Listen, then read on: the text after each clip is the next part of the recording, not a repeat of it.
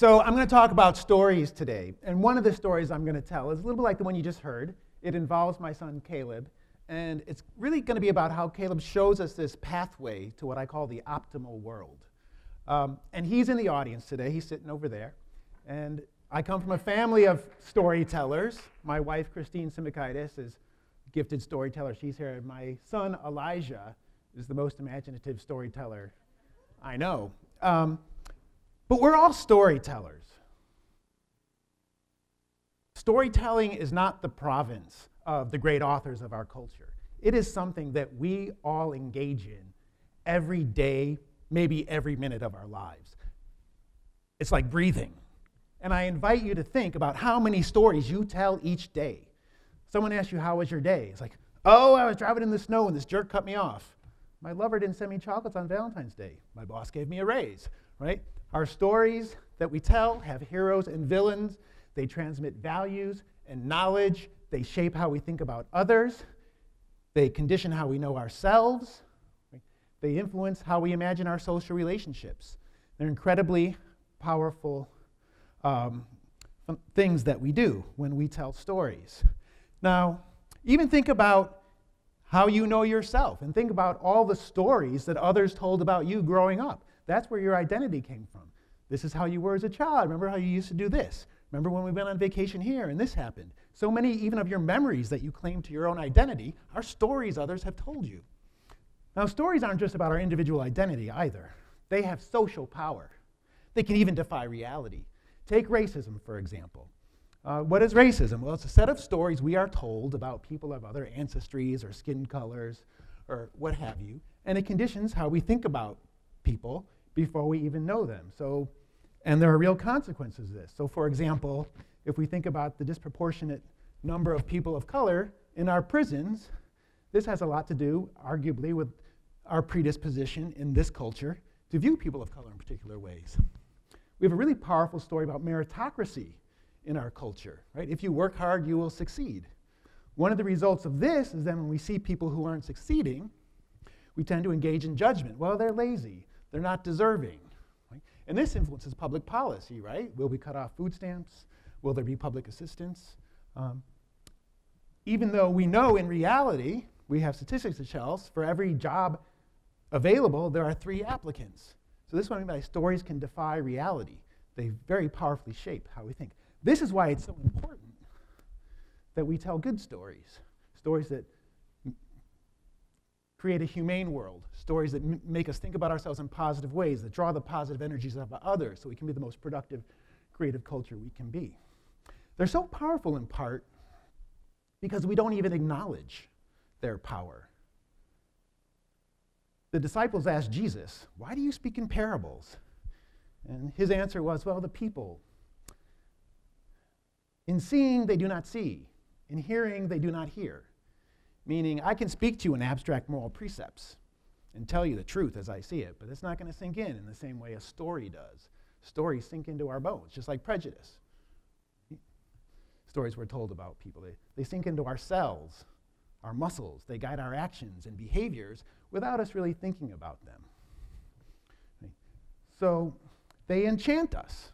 That is what stories do. Now, there's a famous thinker, Bettelheim, who's a thinker in the area of psychology. And he wrote a fascinating book called The Uses of Enchantment, which is about fairy tales. And he wanted to study fairy tales because he viewed them as really important and useful stories in the development of people. And he said, a lot of people think about children's stories and think they're supposed to avoid the dark and evil things. He said, but the best stories are those that confront the darker aspects of ourselves, difficult episodes in life, because it helps us really acknowledge more fully who we are so we can evolve more effectively and empathetically. The fairy tale, he tells us, will often lead us to see how the impulses of our very nature are what lead to so many of the wrongs in our world. Our impulses to act aggressively, antisocially, selfishly, out of anger, out of anxiety. Right? And for a child to confront this and work through it is very important. Right? Now, a child doesn't understand everything happening. It's because the stories are so artistic and beautiful that they sink in, and the child wants to read them. He says the fairy tales, they have hardship. Often a parent might die at the beginning, right? Hansel and Gretel, I don't want to be them, right? That's a hard thing to go through, almost get eaten by a witch. But there's also hope. And he says these stories show us the advantageousness of behaving in moral ways. They have good characters and bad characters. Not, Bettelheim says, because the world is without ambivalence. No, but because a child needs someone to identify with. So they can identify with the good character, right? And see the advantageous element of behaving in a moral way. Not abstract moral precept, it's something tangible that we get in a story. As an example, he compares at one point in this book the story of the three pigs and a story called The Ant and the Grasshopper, which you may know. And he says one's good and one's bad. And he likes the story of the three pigs. He says, what do you see in that story? You have three pigs. The first pig, as you may know, builds a house out of straw. It doesn't take a lot of time. I'm going to build this house. You know what happens. The wolf blows it down, eats the pig. Second pig, well, I'll make it a little bit better. Builds it out of wood. Wolf blows it down, eats him. Right? The third pig takes his time, builds a nice brick house. Right? Wolf can't blow it down. The pig gets to sit back and enjoy his life in his brick house. Bettelheim says it's a great story because the child identifies with the pig, and even though there's the initial failures, there's the final success. And what the child experiences, this kind of development through the story, and learns the reality principle to delay gratification and the benefits of that. There's an advantageousness to moral behavior. Because the ant and the grasshopper, as you may know, the ant works all summer and fall and builds up food. The grasshopper's hopping around playing. Come wintertime, ant's sitting there eating his food, and the grasshopper's like, I'm pretty hungry. Ant's like, well, you're kind of out of luck. And Bettelheim says, well, what happens is the child identifies with the grasshopper and then has this experience of shame at the end of the story, which is not the most optimal place to be in to learn and absorb a lesson, right? The child feels bad about himself, Bettelheim says. There's no sort of room there for development. So that shame is key, right? And Leslie Marmon-Silko, who's a Native American novelist, talks about the meaning of stories in our everyday life in Laguna Pueblo culture. Their stories are about keeping people in the community, keeping the individual and community together, because if the individual leaves the community expels the individual, it's dangerous for both. And she says, if you drive your pickup truck off the road because you're drunk or something, you'll come back the next day and they'll tell a story. Uncle Joe, yeah, he did the same thing. He drove his pickup truck off the road. He was always smoking marijuana, or whatever, right? But the point is, the idea is you overcome the shame. You realize you're not alone. You don't live in isolation.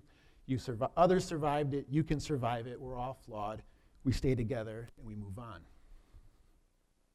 to overcoming that shame, keeping people in the community. Now let me tell you a story. So last September, my son Caleb's out riding his bright neon orange BMX bike, fairly new. And I see him out of the corner of my eye, and another older boy comes up next to him on a bike with a flat tire.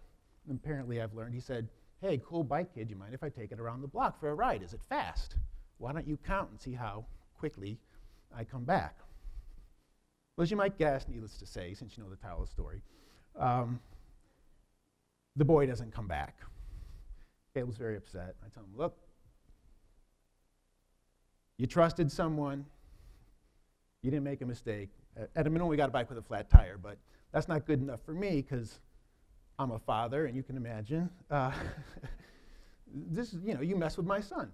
So I go out looking for this guy, driving around, and I find him a few blocks away, very casually riding, and pulls up. He's talking to a couple of buddies. I pull around on a one-way street in my car, and I jump out, and angry as I am, I have a lot of colorful language, asking for that bike back, which I should not have shared. If I had thought, I just would have walked up to him and taken the bike, because he didn't know who I was. But so he takes off on the bike, and I'm running and yelling, and I'm old, and the heart's, who knows what's going to happen to the heart. And that's where it is. He's coming up to Addison, a busy street. I'm going to catch him here. He's not crossing that street. But he makes a quick turn, and the rest is history. But we're not done. So I'm like, I've had it, right? This is in me. I'm going to find that bike. So I go out hunting, as my wife calls it, most nights, with great nervousness and trepidation. She's like, what are you going to do if you find him? I don't want you to go out. I do, a month later, I see this orange flash go by my house. It's like, I hop on a bike and I'm gone, and it's the guy. His girlfriend was riding it. I track him down to the park. He's playing football. There are 15 guys there, so I don't really confront him. I go home, get my phone, call the cops, go back. He had seen me, because again, I didn't think. I went up to him, looked at him. I think he knew who I was, because he remembers that guy chasing him. And I go home, I get my son, we go back to the park. He's gone. I call the police back. I say, look, don't bother to come. He's gone. And then I see him come back through the alley with his girlfriend without the bike. I said, well, you know, he's back, but he doesn't have the bike. To make a very longer story short, you know, the police confront him. I'm there. I start yelling at him. The police are like, sir, you're not helping. So, but, you know, they end up going back to his house. They don't find the bike, but they do end up arresting him. We went to court, and I'll tell you the ending of that in a little bit. But the kicker of the story is, for all my anger, which I handled the situation not in the most effective way, it was my wife talking to my son one day, because we were both a little astounded, thinking like, this is a 17-year-old kid who took this bike from a 9-year-old. And we said to Caleb, it's hard to imagine that you would do that to someone. And he said, well, you know, he's like Snape. He must have had a bad childhood. And if you know the Harry Potter stories, you know that Snape is someone that actually Harry Potter's father had picked on and bullied in school. And Snape, it belongs to the Slytherin, which is a morally kind of suspect group at Hogwarts in the story. We never quite know if he's evil. He's kind of an ambivalent character, but he's evilly suspect. But the point is, what I was unable to do, right, was achieve this sort of privileged vision and insight that Caleb had, which is to think about what might be wrong with that boy, that he would take a bike from a 9-year-old, and to think about him in historical terms, right, with great empathy. It's that act of, as Leslie Mann Circle says, pulling someone back into the community. And that's what we need to do, right? I'm full of judgment and anger, because I would have wrung the kid's neck. Although I didn't tell my wife that. Right? But Caleb pulled him back in. And it was a sobering moment, right, to hear your child, not in a corrective way, but effectively correct one with the better way, right, the optimal way. And it's because he had that story, Harry Potter, right, very much a fairy tale, where a child deals with great adversity all the time. And he had, because my wife reads him that story night after night for I don't know how many years, right, he had that in his arsenal as something that shaped him and how he viewed others in a much better way than I was doing. And we went to court, juvenile court. They were very clear with us that this is not a criminal trial where someone's going to go to jail, that they would investigate the boy's home, make sure everything was okay there. Right? They were really taking the same attitude my son had taken. Like, let's see what's going on here. And he pled guilty. We're supposed to get restitution. But the court was also clear there would be consequences. And the district attorney, the state's attorney, said to us at the end, came and explained to us what was going to happen to him, and said, you know, he's in charge of his own destiny now. He's his own gatekeeper. And really, you know, we're very applauding of my son for going to court, putting on his tie and braving the system. But I think we did that boy a favor. Had he been 18 and something had happened, it could have been worse. And he has this opportunity to learn this lesson and again be in charge of his destiny. They were pulling him back in, right? No one was dismissing him and letting him go. And I want us to think what a culture would look like that featured, that canonized stories that foregrounded the act of empathy instead of the act of judgment, right, as a key way in which we interacted. And because for me, that would be the most creative, the most productive, indeed the most optimal culture, right, where we're inviting everyone in to say, we need you and we need your resources. We need what you have to offer.